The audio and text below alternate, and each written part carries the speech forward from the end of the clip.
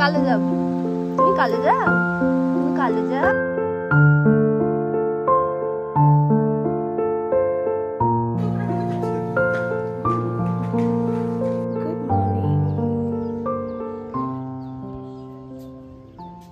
Hello friends, welcome back to my YouTube channel. I hope তোমরা সবাই ভালো আছো। আমি ভীষণ ভালো আছি। নতুন একটা দিন আর নতুন একটা ব্লগ নিয়ে আবার চলে এসেছি। আই হোপ তোমাদের ভালো লাগবে। আমারও ভীষণ ভালো লাগে প্রত্যেকটা ভিডিও বানাতে, তোমাদের সাথে শেয়ার করতে।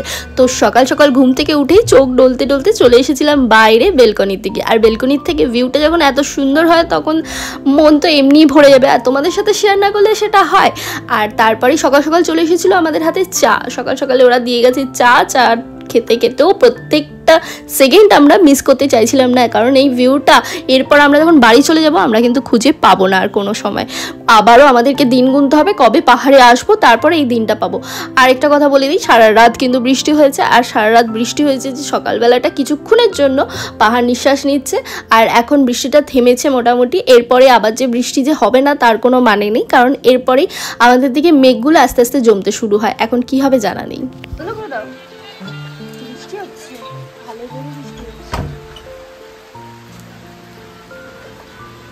দেখেছো, তোমাদের সাথে বললাম সকালবেলা যে বৃষ্টি শুরু হতে পারে, ঠিক তাই হলো। বৃষ্টিও শুরু হয়ে গেছে, ঝমঝমিয়ে বৃষ্টি পড়ছে। আর তার সাথে সকাল সকাল আমাদেরকে পরিবেশন করে দিয়েছে এখন লুচি আর গরম গরম আলুর তরকারি। মানে এত অপূর্ব দৃশ্য, তার সাথে লুচি আর আলুর তরকারি। বাঙালির আর কি লাগে, সকালবেলার ব্রেকফাস্টে লুচি আলুর তরকারি জমে গেছে। তারপরে ঘরে চলে এসেছিলাম আর রুমে এসেই বসেছিলাম, কারণ বেরোনোর মতন উপায় নেই এই বৃষ্টির মধ্যে। কিন্তু কতক্ষণ বসে থাকবো, গল্প তো অনেক হলো, এবার তো বেরোতে হবে, কারণ ঘুরতে এসেছি, ঘুরতে তো যেতেই হবে। তাই ভাবলাম যে গিয়ে একটু রেডি হয়ে নিই এবার। আর সুন্দর সুন্দর জামা কাপড়গুলো রয়েছে সেগুলোও পরে কিছু ছবি তো তুলতে হবে, তাই কিছুটা সেজে গুজে নিয়ে জামা কাপড় পরে এবার বেরিয়ে যেতে হবে কিছুক্ষণের জন্য আবার। আর আজকে আমি এই কানেরটা নিয়েছিলাম এভার স্টাইল থেকে, খুব সুন্দর কানেরগুলো। আর দেখছো চারপাশটা কি অবস্থা আবার, মানে আমি ঠিকঠাক করে গুছিয়েও রাখতে পারি না কোনো কিছু। আর তারপরে দেখো আজকে যে জুতোটা নিয়েছিলাম আমরা অনলাইন থেকে, সেই আমার ওই অনলাইনে জুতোটা আজকে কাজে লেগে গেছে, কারণ বৃষ্টির মধ্যে এই বুটটাই সব থেকে ভালো কাজে লেগেছে। আর এখন আমি রেডি হয়ে বেরিয়ে চলে এসেছি।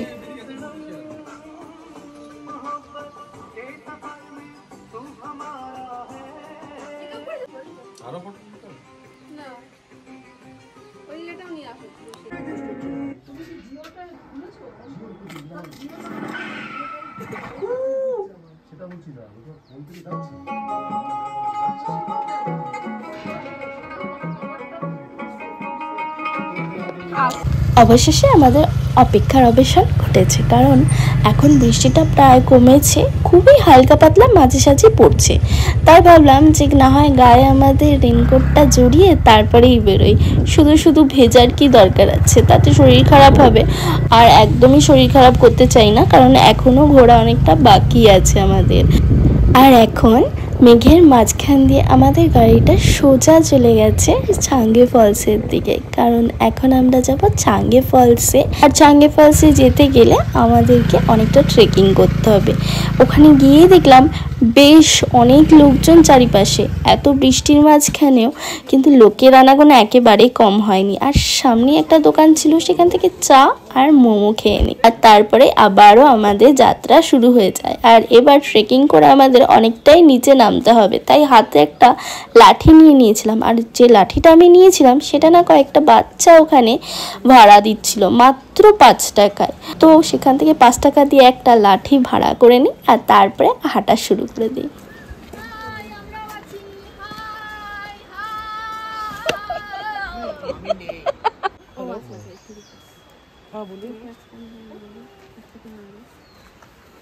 কি হলো, কত করে টিকিট?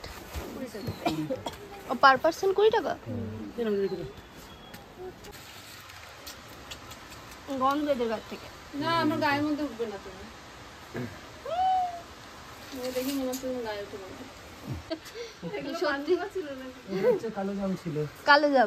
ফলসের সামনে যাওয়ার জন্য 20 টাকা ভাড়া দিতে হয়। 20 টাকা ভাড়া দিয়ে নিচের দিকে নামতে নামতেই আমাদের সাথে এই বন্ধুগুলো দেখা হয়ে যায়। কিউট লালু বুলুগুলো, খুবই কিউট ছিল তারা। তারপরে আবার নিচের দিকে নামা শুরু করে দিই, কিন্তু নিচের দিকে এবার নামতে নামতে চাঙ্গে ফলসের যে আওয়াজটা প্রায় আমরা অনেকটা দূর থেকেই শুনতে পাই, কারণ খুবই জোরে আওয়াজ আসছিল। আর তারপরে আমরা সেটা সামনে থেকে দেখতেও পাই। এবার দূর থেকে দেখতে দেখতেই নিচের দিকে নেমে চলে এসেছি। আর এবার নেমে এসে সামনে থেকে আবারও সেই পুরনো স্মৃতিগুলো যেন ফিরে আসছে। এখানেই আমরা সেই কলেজ থেকে এসেছিলাম, আবারও এখানেই এসেছি। আর এত অপূর্ব লাগছে ওপর থেকে দেখতে, তো নিচে থেকে দেখতে আরও বেশি ভালো লাগবে সামনে গেলে।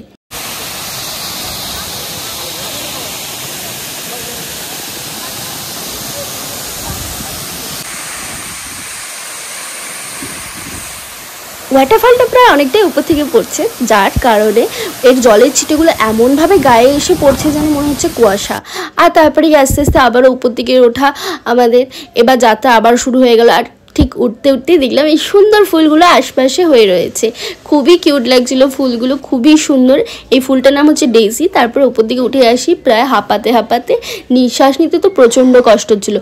বয়স্ক মানুষদের বলবো যে প্লিজ ওখানে নেমো না অতটা কষ্ট করে, কারণ ওঠার সময় সত্যি খুব কষ্ট হয়। তারপরে উপর দিকে উঠে এসে সুন্দর সুন্দর ফুল দেখে তারপরে আবারও বাড়ির দিকে এবার ফেরার পালা শুরু হয়ে যায়।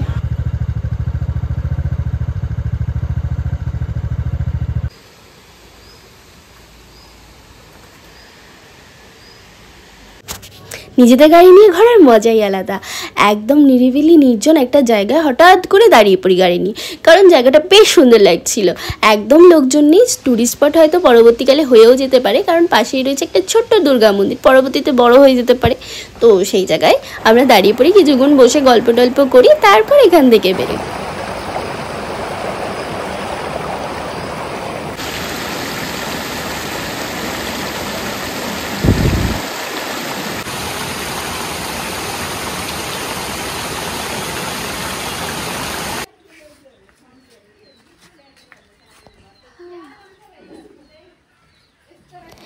এরপর আমাদের হোমস্টেতে এসেই আমরা সোজা ঘরে যাইনি, সোজা চলে এসেছিলাম খাবার ঘরে, কারণ খিদেতে পেট চোচো করছে।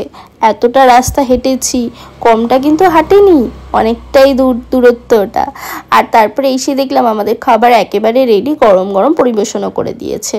খাবার দাবার খেয়ে এবার রুমে এসে কিছুক্ষণ রেস্ট নিয়ে এবার বিকেলবেলা আবারও বেরিয়ে পড়বো চারপাশটা এক্সপ্লোর করতে, কারণ এখনও আমাদের এই ছোট্ট গ্রামটা কিন্তু ঘুরে দেখিনি। আমরা ফলসে গিয়েছিলাম ঠিকই, কিন্তু এখানকার যে সুন্দর সুন্দর গাছপালাগুলো রয়েছে সেগুলো তোমাদের সাথে শেয়ারও করতে পারিনি, তার কারণ তখন যাওয়ার একটা তাড়া ছিল। তাই ভাবলাম এখন তোমাদেরকে দেখিয়ে দিই, কারণ এখানকার মানুষ কিন্তু খুব শৌখিন। তাদের বাড়ির চারপাশে এত ধরনের গোলাপ ফুলের গাছ, এত ধরনের সুন্দর সুন্দর ফুল গাছ রয়েছে যে দেখতে অপূর্ব লাগছে। আর এখন এখানে কিন্তু নতুন নতুন কনস্ট্রাকশনও হচ্ছে, হয়তো পরবর্তীতে এগুলো সব হোটেল বা হোমস্টে যাই বলো না কেন হবে। তো পরবর্তীতে এই জায়গাটা এতটাও নিরিবিলি থাকবে বলে আমার মনে হয় না, হয়তো পরবর্তীতে আরও মানুষের আনাগোনা বাড়বে এখানে। তারপরে এই রুমে চলে এসেছিলাম হোটেলের, আর এখানে এসে আমি কিন্তু নিয়ে নিয়েছিলাম 1 কাপ কফি নিজের জন্য আলাদা করে।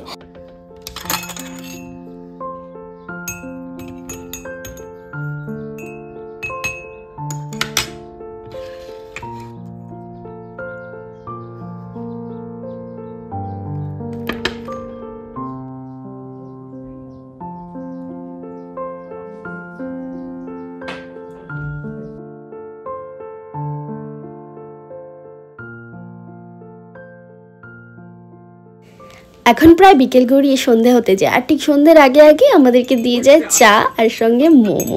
সবাই চা আর মোমো এনজয় করতে করতে বাইরের এই সিনটা এনজয় করতে থাকি।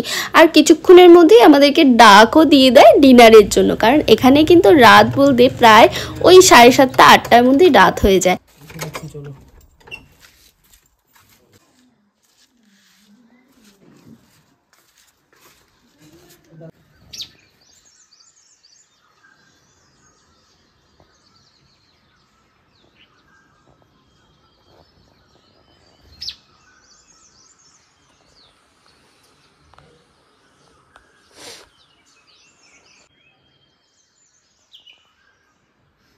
সকালবেলা বেশ তাড়াতাড়ি ঘুম ভেঙে গিয়েছিল, তাই তোমাদের সাথে চারপাশটা একটু দেখিয়ে দিলাম। আর ওই পাখিগুলো কিন্তু সারাক্ষণ ওখান দিয়ে ঘুরে বেড়াচ্ছিল। এরপরেই চলে এসেছিলাম সকালে ব্রেকফাস্ট সারতে। তবে ব্রেকফাস্ট সারার আগে কিন্তু আমরা রেডি হয়ে নিয়েছি। আর আজকে কিন্তু ব্রেকফাস্টে আমাদের জন্য ছিল আলু পরোটা সঙ্গে চাটনি। এরপর এখন বিদায়ের পালা, এখন ব্যাগ ট্যাগ নিয়ে আমরা আবার বেরিয়ে যাব। আর আজকে আমরা যাচ্ছি হচ্ছে ঋষভ।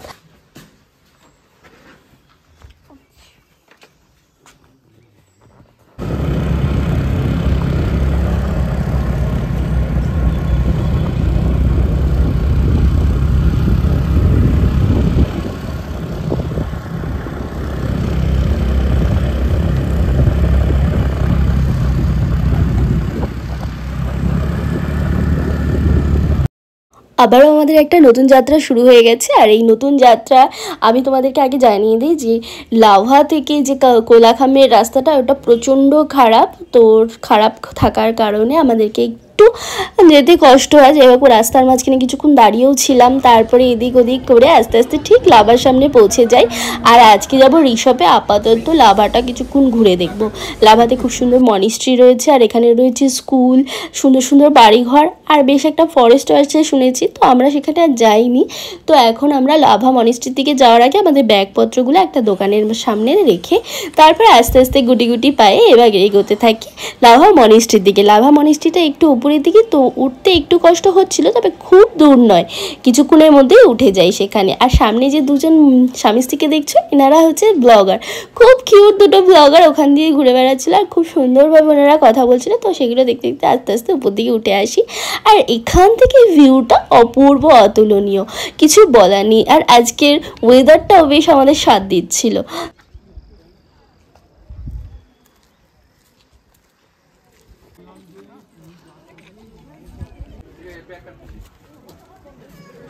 মনিস্ট্রির সামনে উঠতেই দেখলাম সামনেই রয়েছে একটা ছোট্ট স্টেশনারি দোকান। এখানে কিন্তু সব কিছুই পাওয়া যায়, মোটামুটি ঘর সাজানোর জিনিস থেকে শুরু করে ছোটদের চকলেটও। আর এখান থেকে আমি নিয়ে নিয়েছিলাম দুটো চকলেট, আর তারপরেই আস্তে আস্তে চারপাশটা ঘুরে দেখেছিলাম। আর এই হচ্ছে সেই মনিস্ট্রির চারপাশটা। আমরা কিন্তু এখনও ওপরটায় উঠে আসিনি।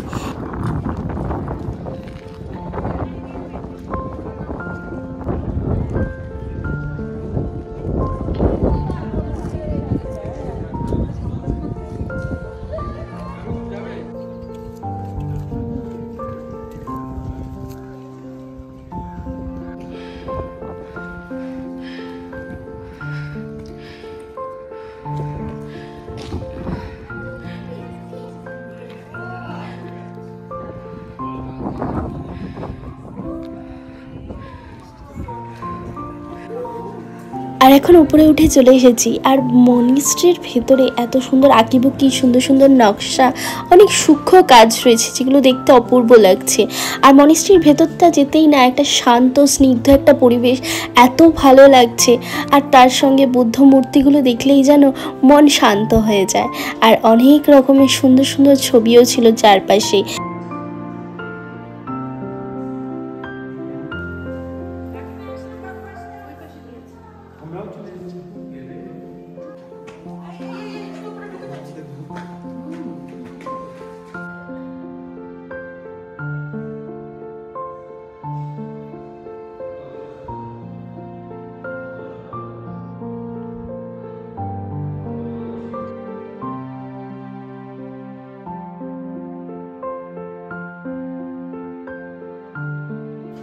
এরপর মনিস্ট্রি থেকে বেরিয়ে এসে চারপাশটা একটু ঘুরে আসার চেষ্টা করলাম, কারণ এখানে আমি এর আগে কলেজ থেকে এসেছিলাম। তো তাই ভাবলাম আরেকবার পুরনো স্মৃতিচারণ করে আসি। তাই ভেবে একটু ঘুরে ঘুরে নিলাম। তারপরেই এসে দেখছি আমাদের জন্য মোমো রেডি হয়ে রয়েছে। আর মোমো টোমো খেয়ে আবার চলে গেছিলাম থুপ্পার খোঁজে। আর এবার থুপ্পারটা আমরা পেয়েছি একটা লোকাল শপ থেকে। আর লোকাল শপ থেকে থুপ্পা খাওয়ার মজাই আলাদা ছিল, কারণ চারপাশে যত সবাই বসেছিল সব ছোটো ছোটো বাচ্চা বাচ্চা ওখানকার লোকাল ছেলেমেয়েরা বসে থুপ্পা খাচ্ছিল। আর তাদের মাঝখানে বসে আমরাও থুপ্পা খাচ্ছিলাম। আর থুপ্পাটা দারুণ ছিল। তারপরে আমরা বেরিয়ে পড়েছিলাম, কারণ বেশিক্ষণ ওখানে বসার মতন আর চান্স নেই, কারণ এবার বিকেল হতে চললো। আর আমাদের এবার পৌঁছাতে হবে আমাদের লাস্ট ডেস্টিনেশনে, মানে হচ্ছে ঋষভে। আর ঋষভে পৌঁছে আমরা যাব হচ্ছে আজকে আমাদের হোমস্টেতে, যেখানে আমরা স্টে করছি। তবে তার আগে তোমাদেরকে দেখিয়ে দিই যে আমরা যতটা সুন্দর একটা রাস্তা দিয়ে যাচ্ছিলাম, আজকে আর এখানে দাঁড়ানোর মতন সুযোগ হয়নি, কারণ এখন তো দেরি হয়ে গেছে। তাই আর আজকে আমরা দাঁড়াইনি, আমরা তাড়াতাড়ি করে এখান থেকে বেরিয়ে গেছিলাম। আর বেশ হালকা হালকা অন্ধকার হয়েছিল, আর ঝিরিঝিরি বৃষ্টিও পড়ছিল চারপাশে। তো তার মাঝখান দিয়েই আমাদের গাড়ি ছুটে চলছিল ঋষভের দিকে। আর দেখো দুই পাশে লম্বা লম্বা পাইন বন, আর তার মাঝখান দিয়ে আমাদের গাড়ি ছুটে যাচ্ছে, একদম ঘন পাইন বনটা।